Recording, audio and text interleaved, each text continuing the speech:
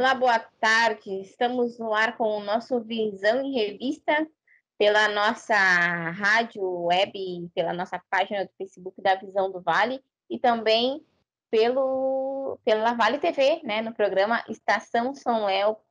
Hoje temos como nossos convidados o Rodrigo Steffen, lá da Vale TV, e também o secretário da Saúde de São Leopoldo, Ricardo Charão. E também nosso ilustre Bado Jacob. Bom dia, Bado. Bom dia, Mariana. Bom dia, Mariana, jornalista Mariana. Bom dia ao comandante maior lá da nossa Vale TV, da nossa querida co-irmã da comunicação lá de Novo Hamburgo, nosso Rodrigo Steffen. E bom dia principalmente para o nosso convidado aí, uma figura que está sendo protagonista em São Leopoldo, na região, secretário da Saúde de São Leopoldo, Ricardo Brasil Charão, que, sem nenhuma dúvida, vem fazendo um trabalho, juntamente com a equipe da Secretaria da Saúde, um trabalho maravilhoso aí nessa luta de combate ao tal do Covid-19, combate principalmente prevenção para evitar mais perdas nessa guerra contra esse inimigo invisível. Então, esse programa hoje a gente tem a alegria de compartilhar ele com a Estação São Léo, um dos mais tradicionais programas ali da Vale TV, né? E ficamos muito felizes de ter essa honra, né, Mariana? De fazer essa parceria que cada vez se intensifica mais entre o Grupo Visão do Vale e o Grupo Vale TV, que depois dessa quarentena vai mais longe ainda. Bom dia, Rodrigo. Bom dia, Bado, Mariana, secretário. Eu não tenho dúvida, né, Bado? Vamos longe, e não é só cruzando o rio de um lado para o outro. Vai longe essa parceria. Mas mais importante é que a gente continue destacando as coisas que são mais importantes para as nossas comunidades, né? Eu acho que essa é a nossa missão, essa é a nossa função. E eu preciso te dizer, Bato, que apesar de perplexo com tudo que aconteceu no Brasil inteiro ontem, a gente acompanhou um pedacinho disso aí em São Leopoldo, né? Quando juntaram manifestantes de Novo Hamburgo e São Leopoldo. Eu não queria estar na pele desses homens, viu? Homens e mulheres. Sabia, os rebanhos foram unidos ontem? Foram. Tivemos muito protagonismo de ilustres participantes aqui de Novo Hamburgo, viu? Mas quando eu digo na pele desses homens, eu digo desses homens aí, do secretário, por exemplo, que são as pessoas que têm que fazer a diferença nessa hora e vêm correspondendo, felizmente, muito bem, dando segurança para as nossas comunidades, né? A gente sabe a dificuldade que é estar à frente do poder público com esse cobertor sempre muito curto, a saúde sempre esse lugar que recebe as maiores verbas e que sempre é pouco dadas as mazelas das nossas comunidades, né? E o secretário vem aí com um braço de ferro à frente desse processo todo, o secretário Charão, o prefeito Vanazzi, não vem poupando esforços, vem tomando medidas que deixam a gente surpresos por segurarem firmes, né, contra a pressão que a gente também sabe, secretário. A pressão pega legal, né? É isso aí. Bom dia, secretário Charão. Muito obrigado, porque a gente sabe da correria, do envolvimento que o secretário está nesse momento complicado, mas, como sempre, aí se prontificando a atender, não só nós, como todos os veículos de imprensa, e trazer as informações necessárias, o que está sendo feito, o que precisa ser feito, e realmente, como o Rodrigo falou, essa luta contra boa parte da população que, ao som das trombetas, pratica uma irracionalidade que é difícil da gente entender nesses tempos que a gente achou que o obscurantismo estava... Me permite te atravessar aí, mas acho que nem a boa parte da população, viu? Eu tenho visto que é uma pequena parte bem barulhenta, assim, né? Mas uma pequena parte. A maior parte das pessoas é sensata, viu, Bado? Talvez pela organização e pela barulheira, mas preocupa mesmo. Preocupa. Porque a gente vê pessoas assim que, teoricamente, estariam, até pela possibilidade de informação, pessoas que,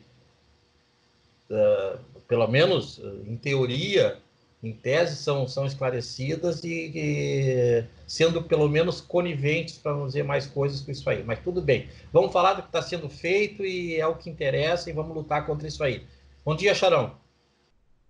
Então, bom dia aos amigos e amigas da Visão do Vale, da Vale TV. Essa dobradinha aí, acho que para nós todos ela é muito importante e necessária, né? Bado, Mariana, Rodrigo. Rodrigo, assim, sou quase sócio da Visão do Vale. Antes aí de começar a função do coronavírus, eu estava lá, acho que praticamente toda semana. Eu vou entrar com uma ação trabalhista quando acabar essa função toda aí. Eu tenho a justiça do trabalho, agora tu te ferrou, chegou tarde agora. Não ganha mais nada agora, não tem jeito. Mas eu tenho uma alegria estar conversando com vocês, amigos e amigas da área da comunicação, assim, que eu sei que trabalham com extrema responsabilidade e com um olhar voltado para as necessidades da nossa comunidade regional, o que é muito importante.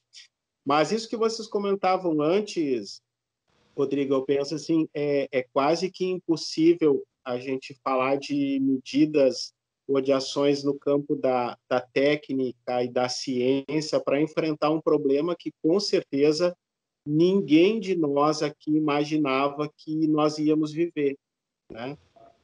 Eu tenho dito assim, Bado, em todos os espaços em que eu posso compartilhar das minhas ideias com as pessoas, enquanto gestor público, enquanto sanitarista, enquanto homem que trabalha há muitos anos na área da saúde pública, né? Nós temos, ao mesmo tempo em que se avizinha e se coloca sobre nós assim como eu dizia, uma experiência impensada, né? Esqueça a normalidade, esqueça o comum, o que vem pela frente, algo que não estava no horizonte de nenhuma de nós. Agora, não tem como a gente trabalhar e enfrentar esse problema sem falar de política, né? Porque essa é, talvez, o maior adversário do povo brasileiro nesse momento, não seja o coronavírus, mas seja a irresponsabilidade de atores do campo da política de expressão nacional que têm o poder de definir os rumos que o Brasil vai tomar para enfrentar esse problema que o mundo todo enfrenta. E eu faço questão de repetir aqui, eu não sei o que leva algumas pessoas a pensar, Mariana, que aqui vai ser diferente, né? Tudo bem que eu acho que a gauchada tem o ego meio inflado, né? E acha que tudo aqui é diferente, que tudo é melhor, mas assim, eu não consigo que ninguém me apresente uma razão objetiva do porquê no Rio Grande do Sul seria diferente, do porquê aqui a gente não precisa respeitar isolamento social, do porquê a gente não precisa seguir as orientações da Organização Mundial de Saúde e das maiores autoridades da área sanitária, né, do porquê que, como se aqui não fosse acontecer nada, né? Então, eu penso, gente, que talvez o mais grave nesse momento que a gente tem é essa atitude irresponsável, né? E eu estava lembrando aqui, estava assistindo um vídeo no dia de ontem sobre a epidemia silenciosa de meningite que atingiu o Brasil na década de 1970, em plena ditadura militar, onde até hoje o Brasil não faz, os brasileiros e brasileiras não fazem ideia do que aconteceu. Nós não sabemos quantas pessoas morreram, nós não sabemos, de fato, quantas pessoas ficaram com sequelas dessa doença grave. Por quê? Porque nós tínhamos um governo, né, que cerceava as liberdades. Né, uma ditadura das mais violentas que existiu. E o que a gente viu no dia de ontem, né, pessoal, é surreal, né? Não tem outra palavra para expressar, porque é surreal. Um presidente democraticamente eleito vai para cima de um veículo falar para uma multidão de loucos, né, contra aquilo mesmo que o colocou no lugar em que está. Né? É até complexo do ponto de vista de uma análise mais psicanalítica ou psiquiátrica do sujeito, né? Nem a ciência, nem a religião explica esse negócio aí, viu? Até a fala dele é completamente contraditória, né? Porque ele falou que não podia deixar abalar a democracia e nem a liberdade dos que estavam lá. Desde que estavam lá... Então, a ditadura, então, que eles querem, a intervenção militar que eles querem é só contra quem é contra eles, no caso? É isso? Não, mas você quer ver uma coisa assim, Uma até... intervenção limitada, assim, né? Mas não é, sabe o que acontece assim? Eu não sei se foi o Rodrigo ou o secretário Charão que falou sobre a questão ser surreal. Então as pessoas vão para frente de quartel e outra coisa, estão deixando os militares constrangidos. Gente, assim, ó, Alguns. aqui tu pode falar, eu sou um crítico assim, até frequente de algumas benesses. Se criou uma casta, principalmente para parte superior das Forças Armadas, se criou uma casta. Mas, puxa vida, ainda são uma reserva que a gente tem, e os próprios militares fizeram talvez discreta, não como se poderia esperar, como aconteceu no Chile, na Argentina e em outros países, mas fizeram meia-culpa sobre a ditadura militar, e eles estão constrangidos diante desses absurdos propagados pelo presidente Jair Bolsonaro e pelo seu staff maior de terraplanistas. Então, ele está deixando a alta cúpula militar constrangida. Esse é o fato.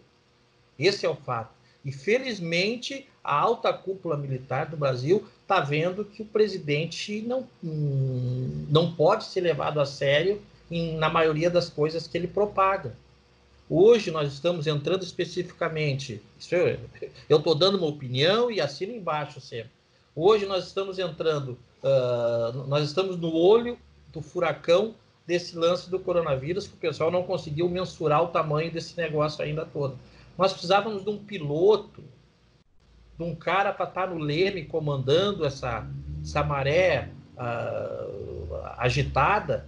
Em vez disso, nós estamos com uma pessoa completamente fora do contexto, jogando querosene no incêndio. Então, assim, está todo mundo na contramão. O Bill Clinton é comunista, a OMS é comunista, o Trump, em uma semana, vai virar comunista. Tá todo mundo. O DEM virou camarada, companheiro comunista. Sabe? Assim, ele está lutando contra o mundo. Eu já fiz uma... Oi?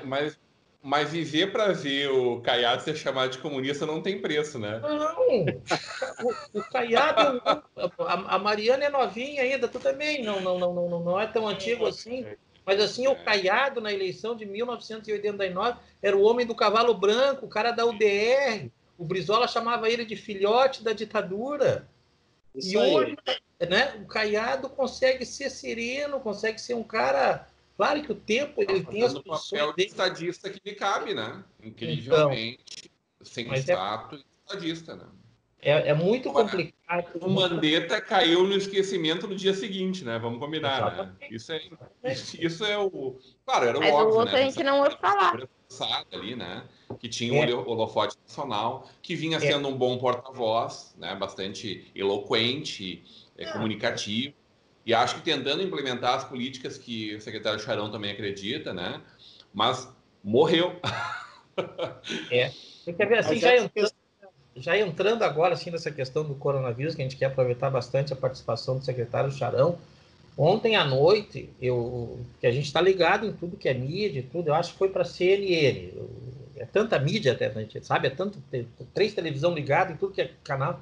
Aí, comandante Rodrigo, Mariana e secretário Charão, o novo ministro, assim, que aparentemente é um cara, sabe? Eu acho que ontem caiu a ficha dele que ele entrou numa furada. Ele, o ministro da Saúde, em plena crise do coronavírus, ontem ele disse que ia ver como é que estava a situação, né?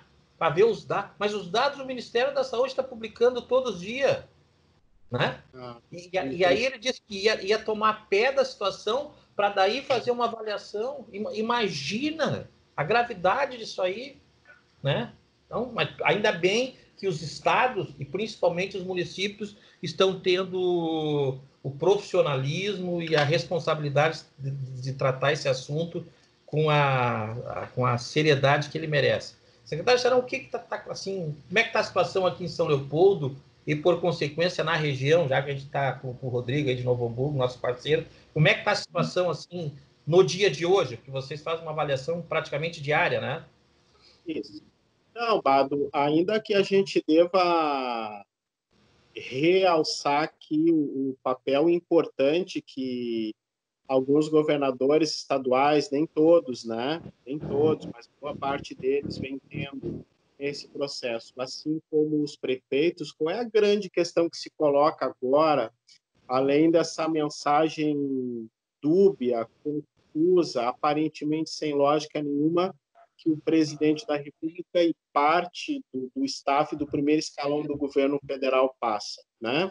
Além disso, dessa mensagem muito ruim e que efetivamente confunde a população, e que o ex-ministro Mandetta dizia, né, deu naquela fatídica entrevista para o Fantástico, onde, na verdade, ele deu a entrevista na casa do Caiado, que tinha rompido com o Bolsonaro. Então, ali ele deu um recado que ele queria ser exonerado mesmo. Foi dado um recado ali, mas é que eu faço a leitura de que nesta disputa que envolvia aparentemente questões de ordem sanitária e de saúde pública, o que está, na verdade, é uma disputa pelo poder entre a direita e a extrema-direita dentro do Brasil, onde eles caminharam juntos até um certo momento e agora tem dois projetos diferentes ali. Então, né, não dá para esquecer que o presidente do Senado, o presidente da Câmara são do DEM, e alguns dos ministros melhor avaliados, como a ministra da Agricultura, dos ministros melhor avaliados dentro do governo Bolsonaro, são, curiosamente, do DEM, né? Então, eu acho que tem uma disputa interna aí sobre o que vai acontecer num futuro muito próximo no governo federal, né? Eu faço esta avaliação. Mas o problema dessa mensagem... Charão, tu além de ter uma expertise diferenciada na questão de saúde pública, tu tem como formação, tu é um historiador. Tu é meu colega, tu é historiador, colega, meu colega. E ele nem riu mais agora quando eu falo isso. E aí, assim, não está te parecendo o que está acontecendo lá no governo federal, o que aconteceu na Revolução Francesa, que quando não tinham mais adversários, começaram a se decapitar entre eles mesmos? Não te dá essa impressão? Não, às avessas, é óbvio, né? Porque lá foi a esquerda, né? Mas assim, o que a gente está vendo aqui é bem isso, né? Na minha leitura, né? Vão rolar cabeças, né?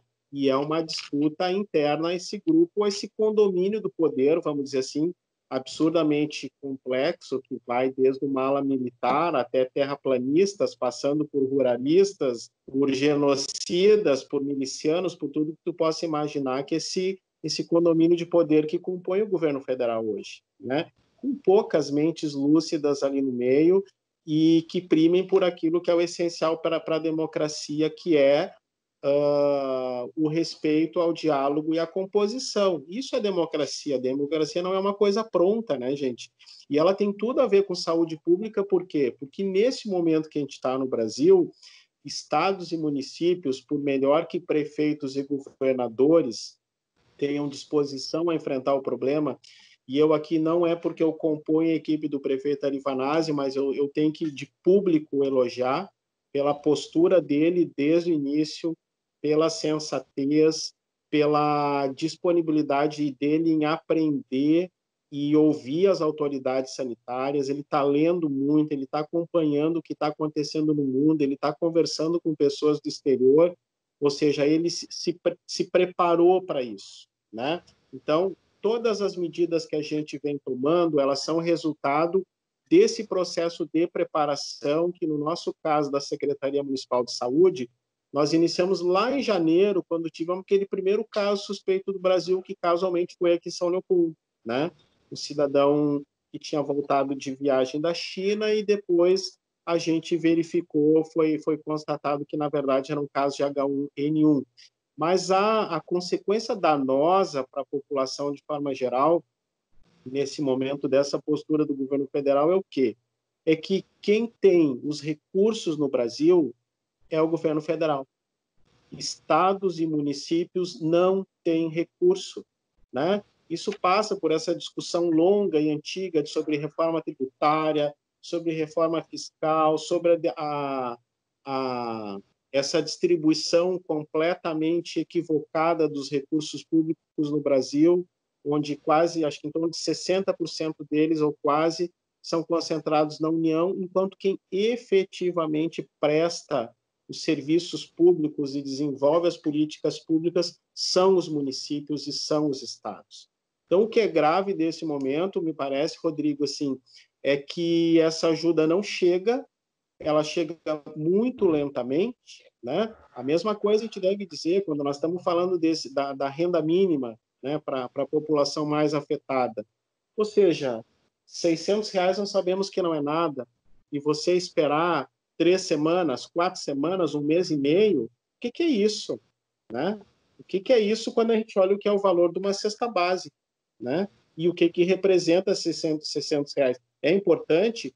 Óbvio que é importante, mas aqui nós também estamos falando de saúde pública. Né? Uma população mal nutrida, mal alimentada, mal cuidada, ela é uma vítima, uma presa fácil por uma doença que já se viu que é muito mais complexa do que a gente imaginava até agora. E o Brasil, Bado, assim, eu respeito a posição do ministro Mandetta, acho que ele foi uma voz sensata em meio a essa insensatez toda que é o governo federal, e ele até, eu acho, eu tenho que dizer, porque ele não foi lá assim dos grandes defensores do Sistema Único de Saúde. Não, até a função dele era para esvaziar, né? Ele foi, o lobby era esse. Perdemos uma quantidade enorme de médicos na nossa região, né, secretário? Então, assim, ele, na verdade, né, gente, até a deflagração da pandemia do coronavírus no Brasil, o projeto todo que ele vinha encabeçando no governo federal, que ele estava à frente, era visivelmente um projeto de desmonte do Sistema Único de Saúde. Né? Só que, diante daquele tsunami que foi chegando, se colocou mais uma vez aquilo que nós, que atuamos no campo da saúde pública, já sabíamos. No Brasil, ou é SUS ou é barbárie. Ou é SUS, ou as pessoas vão morrer pelas ruas mesmo. E não estamos falando só de coronavírus, estamos falando de tudo, de uma parcela imensa da população brasileira que depende única e exclusivamente do SUS, né, gente? Mas, assim, Mariana, eu penso que a minha avaliação, e aí eu vou linkar com o que a gente está fazendo aqui em São Leopoldo para responder, então, a pergunta do Bado, é assim, a resposta brasileira à pandemia de coronavírus, ela teve equívocos grandes desde o seu início, tá?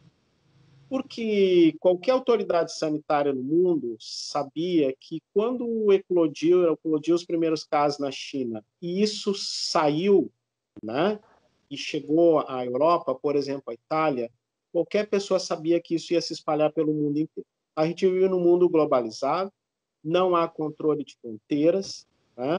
E você dá a volta ao mundo em poucas horas. Essa é a novidade de fenômenos como este no mundo atual.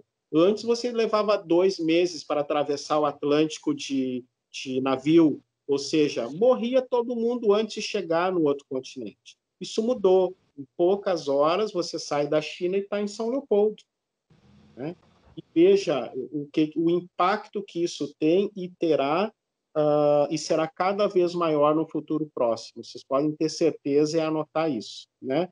Como o próprio Átila vem dizendo, aí, esse virologista brasileiro, que felizmente se tornou conhecido, né, nesse momento de crise, essa é uma primeira onda, na verdade não é uma primeira.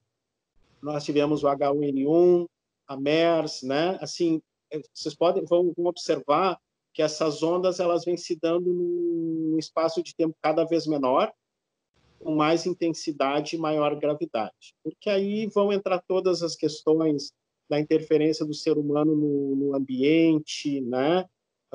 Tudo isso forma esse caldo que permite o agravamento da situação. Então, o primeiro erro, Bado, para mim, do governo brasileiro foi não ter feito controle de fronteira de entrada de estrangeiros. Lá em janeiro. Lá em janeiro, Rodrigo. Eu lembro que acho que eu tive na Vale TV, inclusive, contigo ali, no Estação São Léo, numa ocasião onde eu disse isso lá naquela ocasião, que o Brasil ainda não fazia controle da entrada de estrangeiros. Isso demorou muito para acontecer. Então, essas pessoas elas foram chegando nos aeroportos brasileiros, elas foram indo para dentro dos municípios sem que as autoridades locais soubessem e pudessem monitorar essas pessoas já no seu início. Vocês olhem, eu digo que isso é importante, Pablo, porque nós sabemos que Fortaleza, nesse momento, é um dos epicentros no Brasil da pandemia de coronavírus. Quem conhece um pouquinho de Fortaleza sabe a quantidade de turistas europeus, principalmente de italianos, que chegam em Fortaleza. Se medidas desse tipo tivessem sido adotadas lá no começo... Eram possíveis, né, Rodrigo? Eram possíveis essas medidas, porque era localizada no aeroporto e pronto, né? Isso. Você pega quem é a Anvisa, quando o sujeito desce no aeroporto, pega telefone, né, para onde ele vai, certo? Pega endereço, pega contato, pega nome completo, pega tudo e liga permanentemente, monitorando se apresentar algum sintoma, procure um serviço de saúde e assim por diante, né? Começa medindo a temperatura, né, secretário? Uma coisa simples, Isso. né? Até medidas muito simples como essa logo na chegada no aeroporto. Não foram feitas. Um outro erro importante, gente, eu acho, foi o seguinte, foi demorar muito para entender a importância dessa orientação básica da Organização Mundial de Saúde, que é testar e isolar.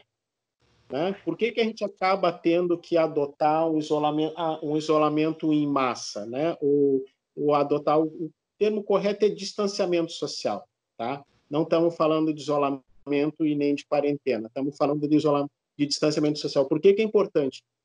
Seria possível fazer de outro jeito? Eu até penso que seria, com testagem em massa da população. Em massa e permanente, provavelmente mais de uma vez o mesmo sujeito. Veja, agora que começam a chegar nos estados e nos municípios os primeiros testes rápidos. Teste de laboratório, nesse momento, né, estão reservados, segundo a orientação do Ministério da Saúde e da rede de laboratórios estaduais, apenas para trabalhadores de saúde, e agora também da segurança, e para pessoas internadas em estado grave em hospitais com síndrome respiratória aguda crônica, que pode ser uma suspeita e depois uma confirmação de coronavírus. Então, é por isso que nós aqui em São Leopoldo, nós tomamos assim, Mariana, adotamos 3 estratégias aqui.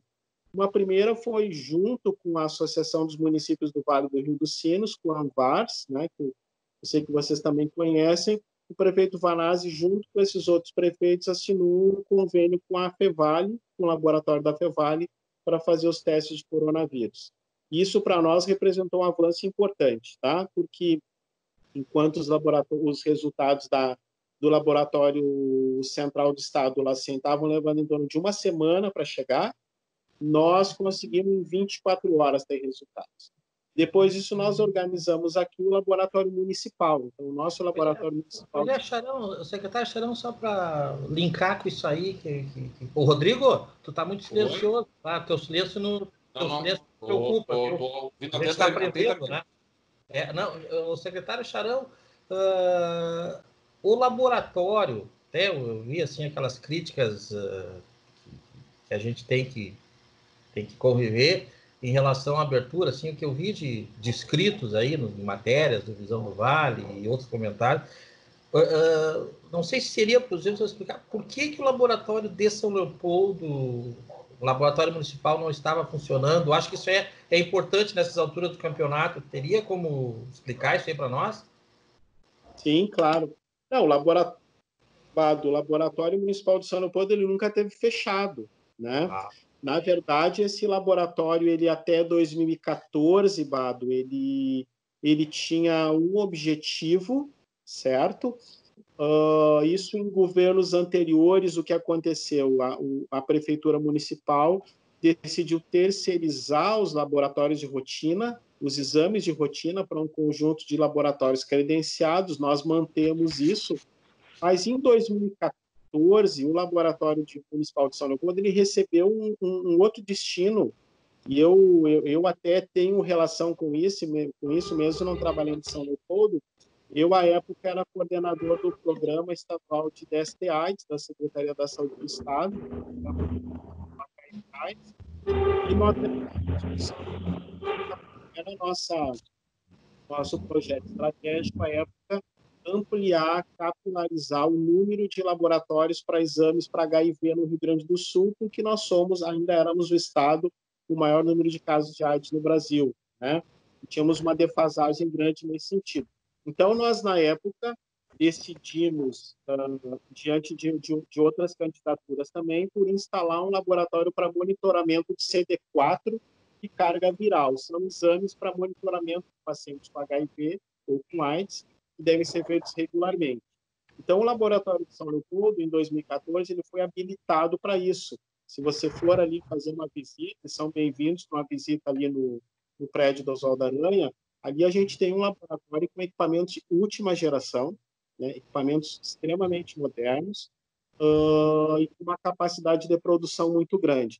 Esses mesmos equipamentos que fazem os exames de CD4 e carga viral para HIV, né, eles também podem fazer os exames para coronavírus. Então, sabedores disso, nós de imediato entramos em contato com o Ministério da Saúde e pedimos autorização para que o nosso laboratório municipal pudesse passar a fazer os exames de coronavírus. Não só para nós em São Leopoldo, mas também aqui para os nossos municípios vizinhos do Vale dos Sinos, para a gente poder também dar um suporte melhor. Por quê? Porque é isso que eu dizia a certa altura da conversa. Para que a gente possa ter o tamanho do problema, a magnitude da pandemia aqui, nós temos que testar a população, né? Então, essa foi a nossa decisão, tá? Esse laboratório, então, além de CD4 carga viral, o PADO, ele faz exames na área de tuberculose, nós também temos um equipamento de testagem rápida de tuberculose, um dos poucos municípios do Rio Grande do Sul que tem.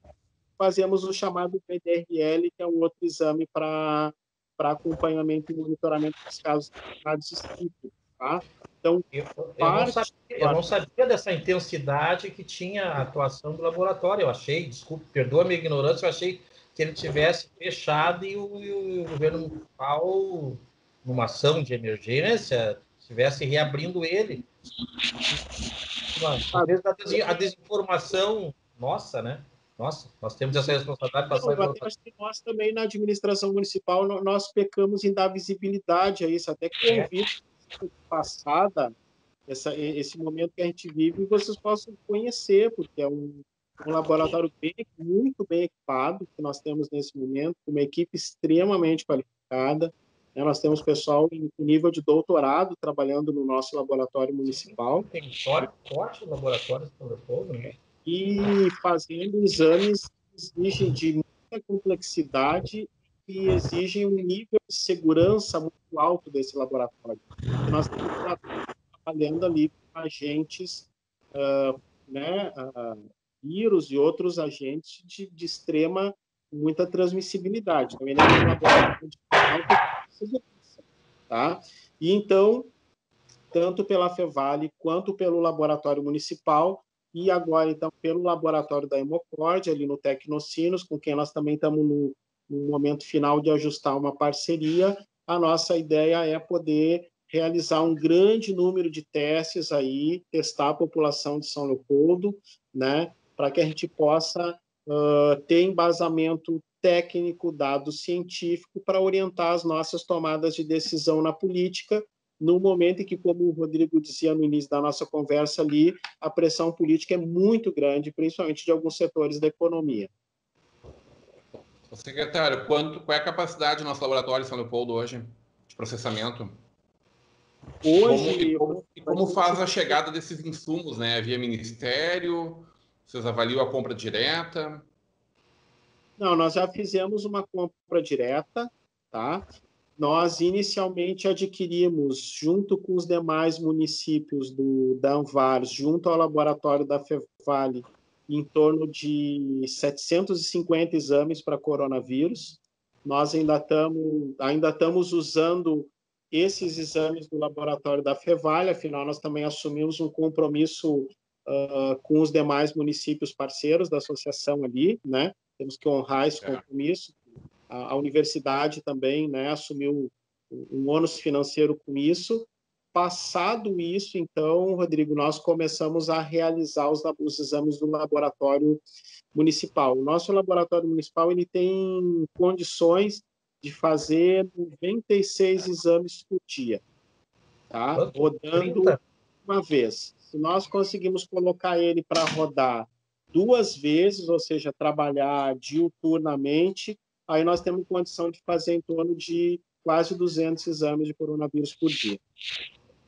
Secretário Charão, tem uma pergunta, eu acho que é importante, assim, até para São Leopoldo, para a região, eu acho que para o contexto nacional até, a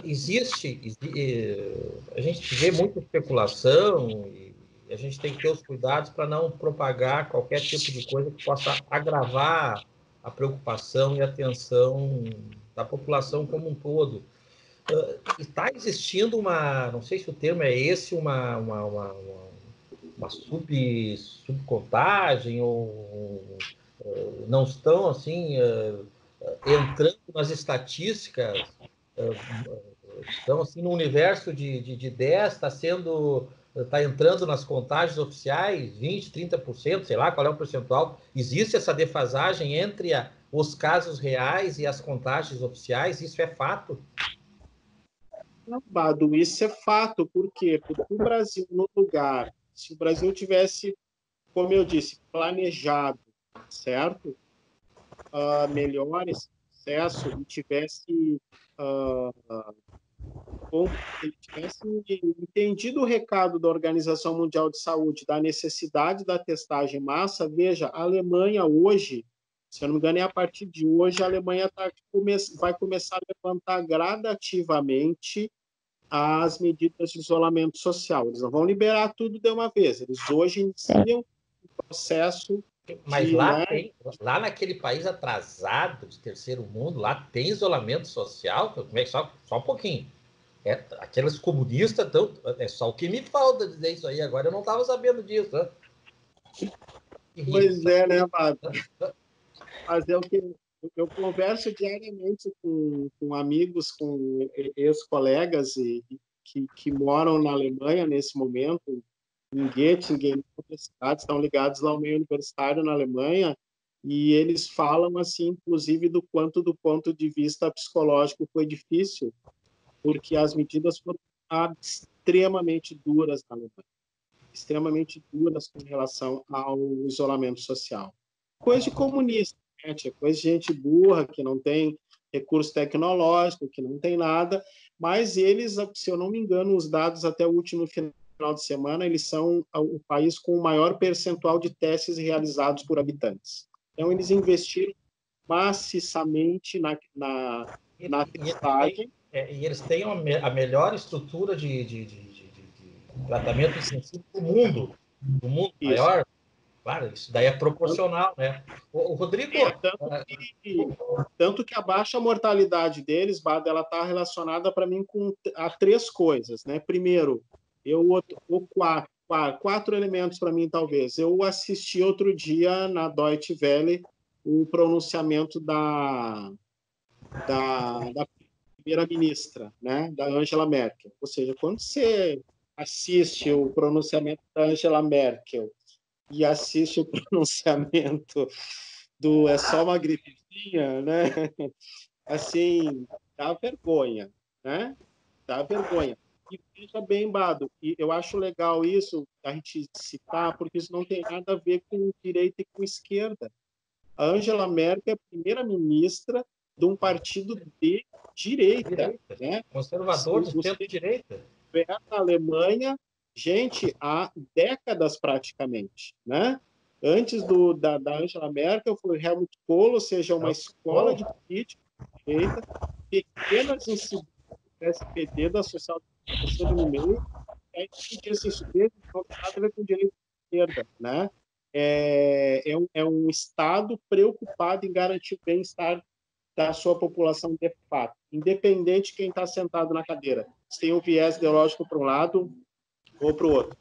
Segundo, assim, além desse recado forte da chefe de executivo, eles investiram seriamente na questão do isolamento social, na testagem e uma rede pública de saúde extremamente organizada, capilarizada. E aí, quando você pega, olhem a diferença, um exemplo aqui, olhem os dados de mortalidade na Inglaterra, por exemplo, que tem um sistema de saúde extremamente eficiente, principalmente no que se refere à atenção básica. Olhem o número de mortes na Alemanha, olhem o número de mortes no Reino Unido. A Alemanha não chega a 1%, e na Inglaterra já está passando de 10%. Eu estava olhando no final de semana, acho que estava entre 11% e 12%. Qual a causa? Eles não quiseram adotar medidas de isolamento. E agora estão pagando preço por isso.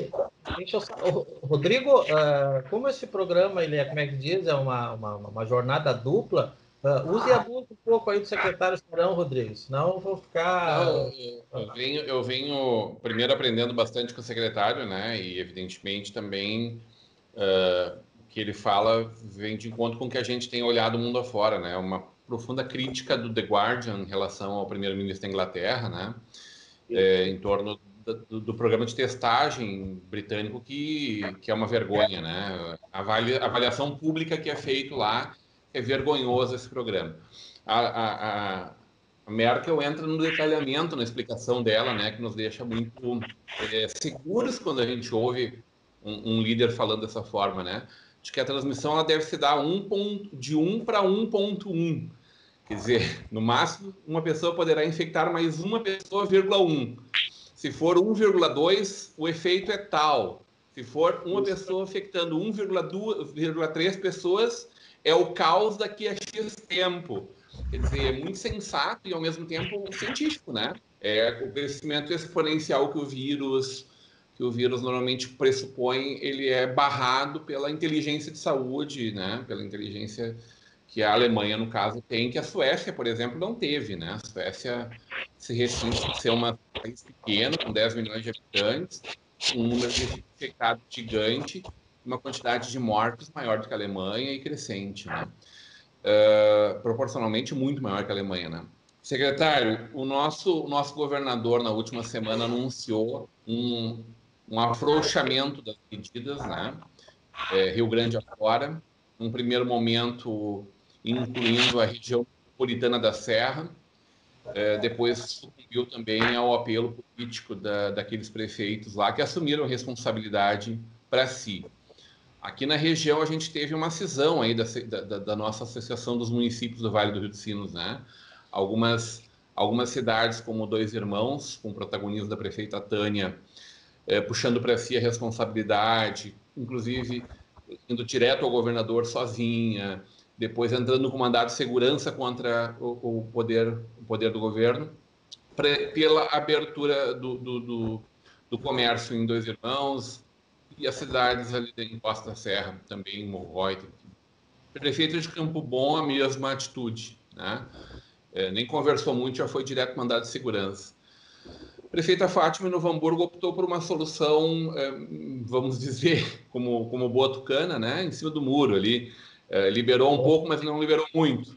O que já deixou o comércio um pouco mais feliz, mas que hoje de manhã já foi alvo de profundas críticas do Rádio Gaúcho, que estava no centro da cidade com a sua unidade móvel, batendo no comércio, fiscalizando, vendo que entravam 4 pessoas por vez, vendo que estavam sendo testados, provados sapatos, sendo utilizados provadores em lojas de roupa, né? São Leopoldo tomou a medida de seguir na íntegra a determinação do governo do estado. O que o senhor está achando dessa liberação que o governo do estado dá Rio Grande afora, nos lugares onde, aparentemente, na maior parte dos municípios, a gente ainda não teve nenhuma incidência, né? 80% dos municípios do Rio Grande do Sul não tiveram nenhuma incidência do vírus, mas em algumas regiões o vírus começa a se mostrar muito profícuo na sua atividade, né? Marau, com uma quantidade grande de contaminados, Passo Fundo, que pese ter um sistema de saúde também, Bagé sofrendo bastante, comércio funcionando a rodo, livremente, né? como fica a questão da associação dos municípios do Vale do Rio dos Sinos a partir dessa nova perspectiva? Como vocês se posicionarão até o final até dia 30 de abril, né, quando a gente tem o final de vigência desse último ordenamento do governo do Estado? Então, Rodrigo, eu acho que a primeira coisa que quem está nos acompanhando na visão do Vale, na Vale TV, precisa ter noção é o seguinte: tudo que nós fizemos até agora, em grande medida, nos municípios e no Estado, foi nos preparar para algo que virá. Ele segurou o bicho, né? Nós temos plena consciência de que o bicho não pegou ainda, né? Mas porque seguramos ficando em casa, né? E daí a necessidade. Tu colocaste muito bem quando falaste da postura da primeira-ministra alemã, da Angela Merkel, ou seja, está comprovado que há uma possibilidade média de 8 pessoas a partir de cada pessoa infectada. Aí tem aqueles super transmissores, lá a gente tem estudos sobre isso, falando que tem gente que transmite para até 15. Mas veja, a escala 1, 8, 16, 32 e assim vai, né? Ou seja, para mostrar que o crescimento é exponencial. Bom, penso assim que se o governo federal tivesse adotado uma postura responsável do problema que nós temos, chamar os governadores e prefeitos municipais através das instâncias que os reúnem para o diálogo, ter formado, por exemplo, um conselho político com representação de governadores, com representação de prefeituras para dirigir, fazer a condução política disso no Brasil. Eu acho que o Bato é que ele acha que eu estou no que eu sou poliana, né? Mas vamos dizer assim, um político sensato teria tomado uma medida desse tipo. Aconteceu que a postura federal jogou para cima dos governadores, não só jogou, como questionou, né, as medidas adotadas nos estados. Ora, à medida em que o governo encontra um socorro financeiro para os estados e municípios, os governadores e prefeitos estão muito pressionados e acabam tomando decisões em razão dessa pressão que sofrem. Eu entendo que o aconselhável, o desejável seria que nós tivéssemos conseguido chegar a um consenso na Associação dos Municípios do Vale do Rio dos Sinos. Por quê? Porque nós vivemos numa região metropolitana. Então, não adianta o prefeito Vanazzi adotar medidas em São Leopoldo e o município do lado tomar medidas completamente diferentes. Isso vai levar a uma ineficácia das medidas como um todo. Parece que a divisão vai segurar o vírus, né? Isso. Então, assim, eu tenho um profundo respeito pela prefeita Tânia de Dois Irmãos, seguidamente encontro ela, até porque ela participa muito das atividades de gestores da saúde na região. Ela é da área da saúde, né? Isso.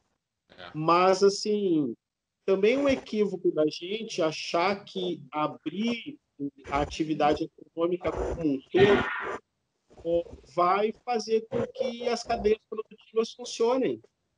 Isso é um equívoco, né? Parte da população vai continuar em casa e não vai ir. Nós temos um mercado... As pessoas não vão gastar seu dinheiro, né, secretário? As pessoas estão com medo de gastar o pouquinho que tem, estão preocupadas em manter comida e medicamento um dia. Né? Se é aluguel, olhe lá, né? Quem é que vai sair para comprar sapato, para comprar roupa agora, gente? Sabendo que... Qual oferta, né? Pode se prolongar por meses e que todo real que você tiver no bolso vai ser importante para garantir o mínimo, o essencial. Então, é um equívoco. Depois, assim, também, isso que nosso conhecimento, que nós 4 que estamos aqui, nós não temos mercado interno no Brasil. Nós temos consumo, nós dependemos basicamente de exportação. A economia depende de exportação, e isso é um dos nossos problemas, né, do vista de baixo nível de renda dos nossos trabalhadores. Então, me diga, quem é que, dependendo agora de um auxílio de R$600, vai para a rua para trocar roupa? para trocar calçado, para comprar um conjunto novo de prato dentro de casa. Então, ou seja, as pessoas vão se restringir ao estritamente necessário, né? Mas ao mesmo tempo em que vai ter pouca eficácia do ponto de vista de rodar as cadeias produtivas, vai acontecer do ponto de vista de saúde pública uma tragédia, que é as pessoas estão circulando livremente pelas ruas. Porque o problema não está na economia, o problema está no trânsito das pessoas, né? Isso a gente precisa dizer, né? Não, só para esperar o Charão concluir essa fala dele e a gente está quase chegando ao fim. Estamos chegando ao fim do nosso programa, mas deixa ele concluir. Mas já que tu interrompeu, deixa eu só passar umas informações que são importantes para ele que está fazendo essa reflexão aí. Nós chegamos aqui no Rio Grande do Sul, secretário Charão, deixa eu ver aqui, ó, um dos sites que nos abastece aqui, que é o RS News, né? Acho que o Rodrigo também tem acesso a ele.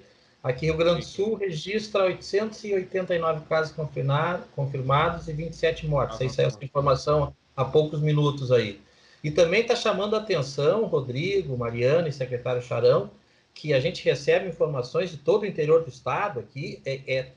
Assim, ó, são municípios e mais municípios informando casos confirmados e até de mortes aí de coronavírus, e está se espraiando para todos os lados. É que nem o secretário falou, não tem mais divisa de rio que segure o negócio. Então, olha aqui, o Canguçu tem mais 5 casos confirmados de coronavírus. Então, assim, tem dezenas, acho que chega a centenas aqui, que eu estava olhando aqui, tem várias atualizações. O próprio governo do estado, ele fala das subnotificações, né? Ele assume que a quantidade é várias vezes mais do que essa que a gente tem como que conseguimos mapear, né? Eu acho que a questão de mortes, ela também vem sido muito criteriosa a determinação do governo, tanto que não raro, né, secretário? A gente descobre que uma pessoa, como foi agora em Arroio do Sal, né? A pessoa, o velório foi feito caixão aberto lá, porque não se sabia do que tinha falecido a pessoa, ficaram sabendo 24 horas depois, e em torno de 50, 60 pessoas foram colocadas ali no cantinho ali para ver como vão se comportar nos próximos dias, né? Para que não se multiplique ainda mais a desgraça que foi para aquela família, né? É que essa questão que o Rodrigo coloca, só, Mariana, só rapidamente, ela é extremamente importante, porque essa demora na testagem e a insuficiência do número de testes nos coloca diante dessas situações do campo da afetividade, da subjetividade, que são absurdamente complexas. Você vai ter que sepultar alguém que era um caso suspeito por sintoma clínico, se você não tiver confirmação laboratorial, você tem que sepultar com as medidas sanitárias necessárias. Então, você veja o trauma que é para a família. Né? Assim, nós estamos falando de muito mais de economia, né, gente? Nós estamos falando de cicatrizes, de marcas que vão ficar nas pessoas e que nós vamos ter que cuidar de todas elas depois. O sistema de saúde ainda terá esse compromisso depois, né? Que é, por exemplo, cuidar de uma família que não pôde se despedir, né? E eu sei que esse óbito que nós tivemos aqui em São Leopoldo, eu me envolvi diretamente, eu tive que orientar a família de que eles não deviam ir ao sepultamento. Olha que situação complicada. Uma das maiores tradições da nossa cultura, né? Que é a despedida, que é o... Velarmos, né? Exatamente. Mariana, comentar o corpo, né, Bato? Isso. Tem até uma obra muito lá da literatura grega, que é como é que é? Antígona, né? Antígona. Isso, Antígona. Nossa, tinha esquecido. Caramba. E que fala muito do direito das pessoas sepultarem os seus mortos. Eu li esse livro aí numa das cadeiras de direito que eu fiz, e de vez em quando eu me lembro dessa literatura aí. Diga, Mariana. A Mariana, o nosso papo tá tão bom quando os programas são bons. Mariana... Traga prazer, né? A gente precisa, né? Charão, muito obrigada pela... já é 1h e todo mundo tá com fome, Bato. Isso. Não pode nem oferecer um 0800, que a gente tá longe. Mas aí a gente vai resgatar tudo isso aí. Não, mas é isso aí, Para Mariana. acabar isso aí, vamos, Bado. Mas sim, Até que que ela programa legal. acho que uma liberdade poética só agora, assim, estamos no final aqui, quando acabar tudo isso, aquela palheta de Ah, borrego trazida lá de Santana do Livramento ainda está guardada, viu? eu chego a sonhar com aquela paleta, com aquelas asinhas voando. Ah, meu Deus. Quero acreditar que eu esteja incluído nessa paleta aí, secretário. Não, tu tá no Nós, né, grupo, Rodrigo? Cara, Nós. tu tá no grupo todos agora. vocês, querido. Tu tá na confraria, tu tá na confraria Eu agora. Muito quero obrigada deixar muito essa pela. careca do Bado, viu, secretário? Ah, Saudade dessa careca do Bado aí. Carol, muito é. obrigada pela tua presença aqui com a gente. Rodrigo também, ilustre presença. Rodrigo também está quase sócio, né? Assim como Sim, o sim, Charão sim. está quase sócio aqui Dois são da da visão do bancada. Vale. Isso. Isso aí. Voltamos então amanhã, Padre Jacob. Isso, Feriado isso, de isso. Tiradentes. Voltando também esse programa, essa jornada dupla, Visão em Revista e Estação São Léo, aí, com a participação do nosso amigão, do nosso parceiro, nosso co-irmão, o Rodrigo Steffen, e principalmente hoje do convidado, porque o Rodrigo não é convidado, já é da cá, apesar que o Charão também é da bancada, e com muita informação, eu sempre digo, a Secretaria de Saúde de São Leopoldo precisou de um historiador para botar ordem na casa, viu? Teve tanto médico aí que enterrou a saúde de São Leopoldo, com todo o respeito que eles me merecem, mas médico fora de gabinete, o único médico bom que eu vi fora de gabinete como gestor público se chama Dr. Olímpio Albers, tá? O resto Aí, não é Padre. muito feliz. Né? É muito feliz. E eu só quero encerrar assim, ó, porque ontem nós tivemos uma das cenas mais lamentáveis e covardes do mundo, numa das manifestações dos que pedem a ditadura e não sabem que não vão poder mais se manifestar. Talvez a ditadura fosse uma coisa boa da ditadura, que a gente não veria mais esses malucos aí na rua. Agrediram, tu viu o tamanho daquele cara? Agora está saindo aqui, está entrando, sai. É um viciado em cocaína, nada contra, que isso é um flagelo, né? Que está encostado. Desde 2007 vivem às custas da coisa pública, viu, Charão? E não sei qual é, ou talvez por loucura, sei lá o que é, por dependente químico, esse cidadão aí, desde 2007 ele vive as burras da coisa pública, mas tem capacidade intelectual e física para agredir uma mulher que tem um terço do tamanho dele. E o pior de tudo, muita gente apoiando isso aí, viu? Até, inclusive, ontem nós postamos isso lá no Visão do Vale, no nosso site, e também no nosso portal, e pessoas aqui de São Leopoldo de bem meio que ameaçando. Até a gente printou isso aí, já passou printando que jornalista e esquerdista, não sei mais o que, mas principalmente os jornalistas, têm que ficar na nossa para não apanhar igual. Olha o tamanho, explícito, viu? Até vou passar depois para vocês também o tamanho da insanidade que a coisa chegou. Lá em Sabe? Porto Alegre, as Derivado. pessoas batiam palmas nos prédios, né, Bato? Quando esse rapaz, esse animal aí fez Um bandido, isso é um esses criminoso. golpes contra essas pessoas. As pessoas aplaudiram o cara. Essa é a nossa sociedade que saiu do armário, Rodrigo. Mas é isso Aí, aí. Padre. Então Abraço tá. a todos. Um Obrigada beijão. pela audiência de todo mundo. Obrigado pelo espaço. Contem sempre comigo aí. Estando juntos, nós vamos vencer todas as dificuldades, de todas as ordens, tá? Com certeza Até disso. mais. Um abraço para todo mundo. Obrigado.